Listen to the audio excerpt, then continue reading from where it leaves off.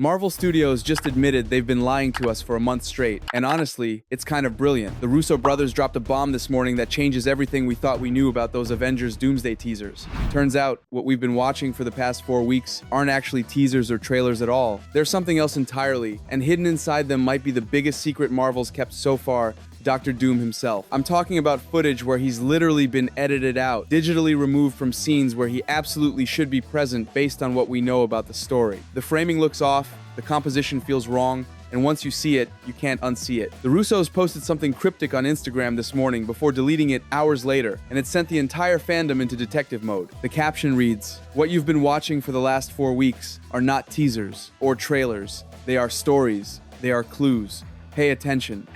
#Doomsday has begun." Wait, what? Not teasers or trailers? Then what exactly have we been watching? The post sits online for maybe 3 or 4 hours before vanishing completely, deleted without explanation, which only makes people more obsessed with figuring out what it means. Screenshots spread across Twitter, Reddit, and TikTok within minutes of the deletion. Fans immediately start rewatching all 4 teasers with fresh eyes, looking for patterns, hidden messages, anything that might explain what the Russos were hinting at. If these aren't traditional marketing materials designed to show scenes from the actual movie, then what are they? Prologue footage shot specifically for promotion? Alternate timeline scenarios? Misdirection designed to hide the real plot? The phrase "they are clues" suggests we're supposed to be solving something, piecing together information that won't make complete sense until we're sitting in theaters. And pay attention isn't a casual suggestion. It's a warning that we've been missing something crucial this entire time. Marvel Studios has been gaslighting fans with fake trailer footage for years, and they're shameless about it. Remember the Infinity War trailer showing Hulk running into battle in Wakanda alongside everyone else? That scene doesn't exist in the movie. Bruce Banner stays in the Hulkbuster armor the entire fight because Hulk refused to come out after Thanos beat him senseless. They literally created a fake shot, rendered the CGI for Hulk, and inserted it into marketing, knowing full well it would never appear in the actual film. Spider-Man No Way Home might be the most egregious example. They digitally removed Tobey Maguire and Andrew Garfield from every single shot where they appeared alongside Tom Holland. That final battle scene with all 3 Spider-Men swinging together, in the trailer, it's just Tom by himself looking like he's fighting alone. They went through the effort of painting out 2 entire actors to preserve the surprise. Endgame pulled similar tricks, showing Thanos with different Infinity Stones than what he actually has in those scenes, rearranging which characters appear where, editing out crucial story elements. Thor had both eyes in some trailer shots when he's supposed to have one. Captain America's shield appears unbroken in scenes that take place after it gets shattered.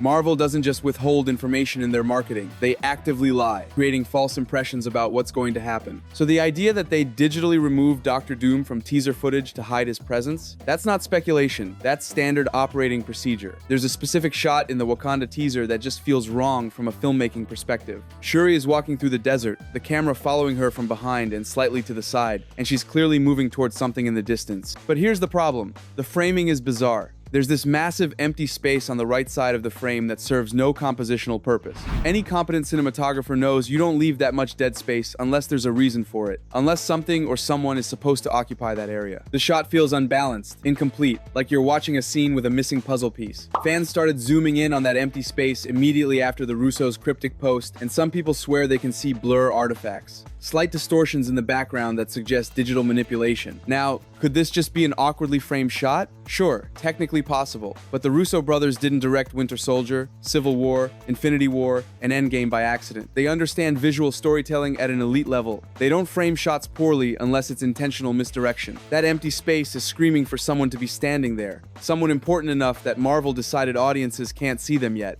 And given what we know about the Fantastic Four connection to this movie, given Doom's role in the post-credit scene, given everything the Russos just said about clues, there's really only one person it makes sense to hide.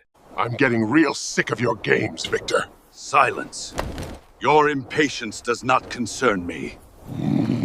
The Fantastic Four post-credit scene is the key to understanding what's actually happening in that desert shot. We know from official confirmations that Victor Von Doom approaches the Fantastic Four after the events of their film, warning them about incursions, about the multiverse collapsing in on itself. He positions himself as someone trying to help, someone who understands the threat better than anyone else. In the comics, This is classic Doom behavior. He doesn't always start as an obvious villain. Sometimes he allies with heroes because his goals temporarily align with theirs, because he genuinely believes he's the only one smart enough to solve the problem. So the Fantastic Four, convinced or at least intrigued by his warnings, travel from their alternate 1960 seconds universe to the main MCU timeline, and Doom would absolutely come with them. He's the expert on incursions, the one who's been studying multiversal collapse, the scientific genius who claims to have solutions. Why would he send the Fantastic Four alone when he needs to be there to guide the situation? Now look at that shot of Shuri walking through the desert again. She's clearly approaching something, and the most logical answer is the Fantastic Four's ship that just landed on Earth. But she wouldn't be walking toward an empty ship or just the Four standing around. She'd be walking toward a meeting,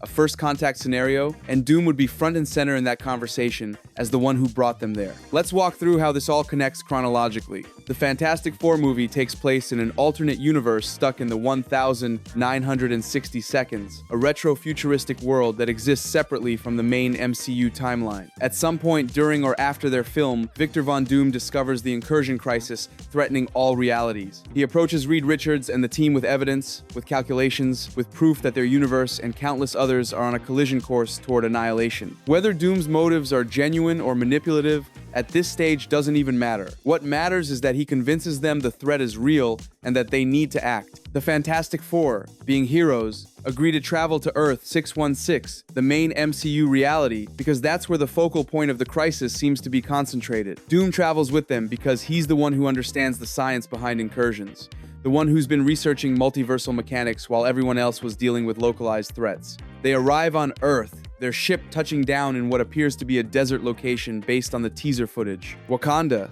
being one of the most technologically advanced nations, and likely the first to detect an unauthorized multiversal breach, sends someone to investigate. That someone is Shuri. She's not walking through empty desert for dramatic effect. She's walking toward first contact with visitors from another universe, and Doom would absolutely be part of that initial meeting as the spokesperson, the expert, the one orchestrating this entire alliance. Each of the 4 teasers ends with something that's been driving fans absolutely insane.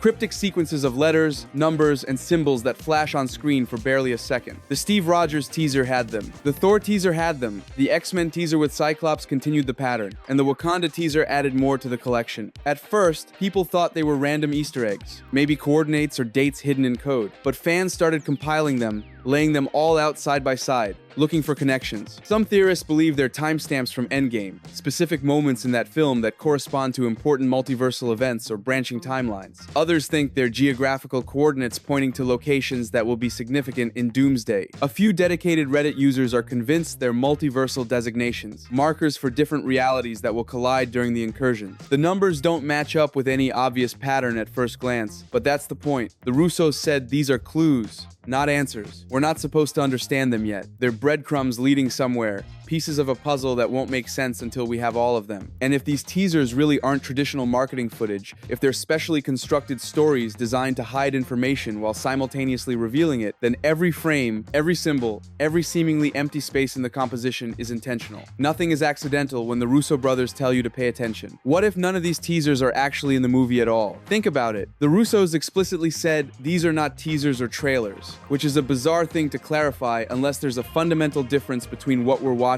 and traditional marketing. Marvel has done this before with the Winter Soldier post-credits scene, which wasn't technically part of that film at all. It was a prologue for Age of Ultron, a separate piece of connective tissue shot specifically to bridge 2 movies. What if these 4 teasers are the same concept on steroids? Custom shot footage designed to set up the emotional stakes, introduce key players, and establish the multiversal chaos without actually showing a single scene from Doomsday itself. That would explain why they feel more like vignettes than traditional trailer cuts. Steve Rogers receiving a mysterious message, Thor praying over his sick daughter, Cyclops and the X-Men dealing with their own crisis, Shuri investigating a desert landing site. These are snapshots of a universe on the brink, character moments that establish where everyone's headspace is before the real story kicks off. And it would perfectly explain why Dr. Doom isn't shown anywhere. He's not in this supplementary footage because he's being saved for the actual film, His reveal protected because it's too important to waste in marketing. The Russos are playing a completely different game here, creating parallel narrative content that enhances the movie without spoiling it. It's ambitious, unconventional, and exactly the kind of meta-storytelling that would make Doom himself proud. The strategy here is absolutely genius when you step back and look at the bigger picture. Dr. Doom, the master manipulator who operates from the shadows and controls situations without people realizing they're being controlled, is doing exactly that with the marketing itself. He's the puppet master, even in the real-world promotion, hidden from view while his influence shapes everything around him. This mirrors perfectly how the actual movie is going to unfold. First act, Doom presents himself as an ally, the brilliant mind who understands the incursion threat better than anyone, working alongside the Fantastic Four and potentially other heroes to prevent multiversal collapse. He's helpful, he's cooperative,